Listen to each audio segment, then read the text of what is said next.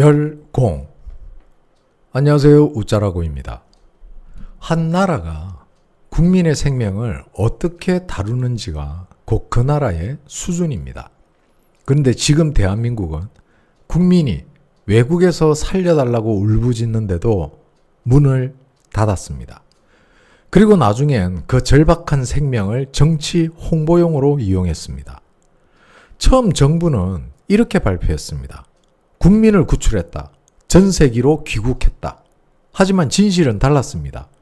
그 전세기에 탄 사람들 중 상당수가 피해자가 아니라 범죄 조직 가담자였습니다. 문신이 선명했고 현지에서 이미 불법 콜센터나 금융사기에 연루되어 있던 인물들도 많았습니다. 그런데도 정치권은 이들을 구조 성과로 포장했습니다. 국민의 생명을 쇼로 만든 거죠. 가장 충격적인 건 그 앞의 장면이었습니다. 피해자들이 캄보디아 현지에서 도망쳐 나와 살려달라, 여건만이라도 도와달라고 대사관 문을 두드렸습니다. 하지만 대답은 이랬습니다. 업무 시간이 끝났습니다. 내일 오세요. 그 결과 일부는 다시 납치되었고 지금까지 생사도 확인이 되지 않았습니다. 국민이 외국에서 죽어가는데 대한민국 대사관 문이 닫혀 있었다는 사실. 이건 행정이 아니라 국가의 부재입니다.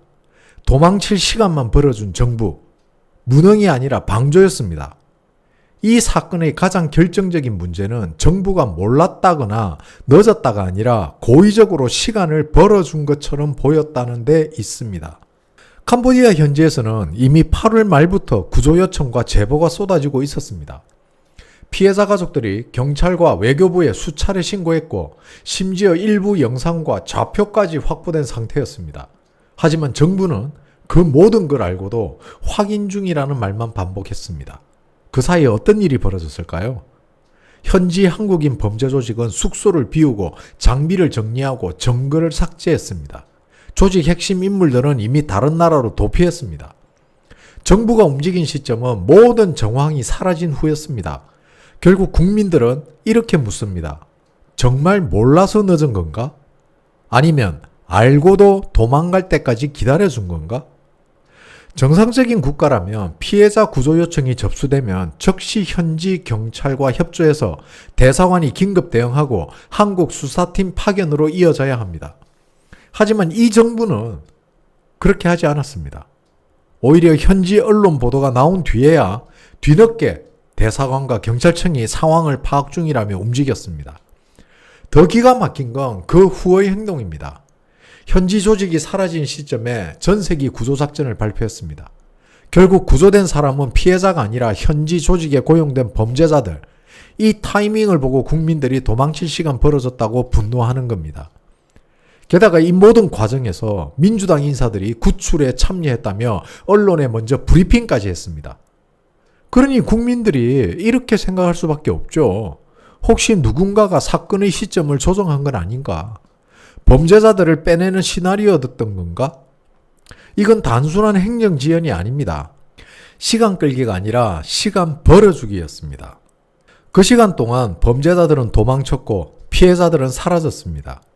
국민이 납득할 수 없는 이유로 정부가 머뭇거렸고 그 결과는 너무나 명확했습니다. 진짜 피해자만 희생됐습니다. 결국 정부는 뒤늦게 전세기를 띄웠고 구조했다는 성과를 내세웠습니다. 하지만 데려온 이들은 대부분 범죄 혐의로 수사 중인 피의자들, 정작 진짜 피해자는 어디에도 없었습니다. 이건 구출작전이 아니라 국민 세금으로 범죄자를 귀국시킨 정치 쇼였던 겁니다. 이 사건이 단순한 외교 실패에서 정치적 위선으로 변한 시점, 그 중심에 바로 민주당 김병주가 있었습니다. 그는 전세기 귀국 직후 언론 앞에 나와 제가 직접 현장에서 한국 청년 3명을 구출했습니다 라고 말했습니다. 사진을 찍고 기자회견을 열고 SNS에는 국민 구출 성공이라는 문구가 올라왔습니다. 하지만 불과 며칠 뒤 밝혀진 진실은 정반대였습니다.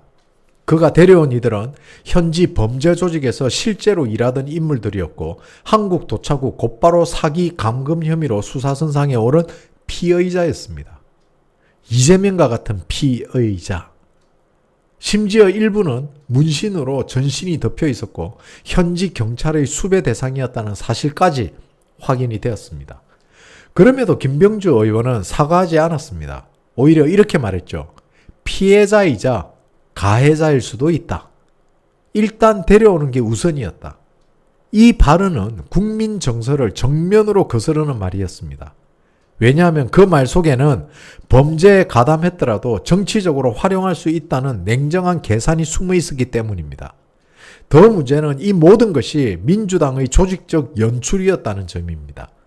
김병주 의원은 단독으로 움직인 것이 아닙니다. 현지 대사관, 외교부, 그리고 민주당 외교안보라인이 이미 사전에 연결되어 있었죠. 사건 초반부터 민주당 인사가 직접 구출했다는 서사를 만들기 위해 홍보팀이 움직였다는 보도도 나왔습니다. 그 결과 피해자도 아닌 사람들을 데려오고 그 장면을 국민 영웅담으로 포장해 내보낸 겁니다. 이건 구조가 아니라 연출이었습니다. 인도주의가 아니라 감성 마케팅 정치였죠. 피해자의 고통을 정치적 이미지로 소비한 겁니다. 이후 민주당은 정부의 무능을 비판하는데 이 사건을 활용했습니다. 하지만 국민은 금세 눈치챘죠. 정작 피해자는 구조하지도 않았으면서 무슨 구출 자랑이냐. 범죄자 데려오고 사진 찍는 게 국민 보호냐. 김병주 의원이 웃으며 브리핑하는 그 장면은 피해자 가족들에겐 두 번째 모욕이었습니다. 살려달라던 아이들이 아직도 연락이 안 되는데 범죄자들이 전세기 타고 귀국해서 카메라 앞에 서 있으니까요. 이건 단순한 정치쇼가 아닙니다. 국민의 고통을 팔아서 정치적 이미지를 쌓은 감성팔이 장사였습니다. 이재명 대표 체제의 민주당이 자주 써왔던 방식이기도 합니다. 눈물과 정의를 포장지 삼아 그 안에서 선전과 홍보를 섞어내는 감성정치. 그 결과 국민은 냉정하게 깨닫게 되었습니다.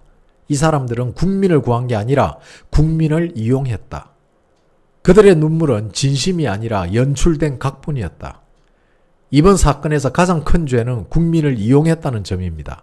살려달라는 목소리를 외면했고 범죄자들을 구출했고 그걸 성과로 발표했습니다. 국민을 구하지도 보호하지도 않고 정치에 이용만 한 정부, 이건 무능의 극치라고 생각됩니다. 이재명 정부와 민주당은 이번 사건으로 국민에게 국가란 무엇인가라는 질문을 남겼습니다.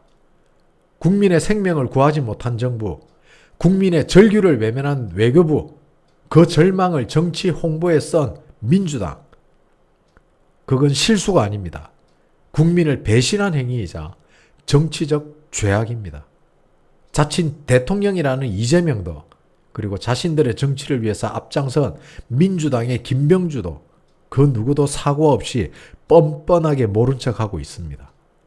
이게 지금의 대한민국입니다. 멸공.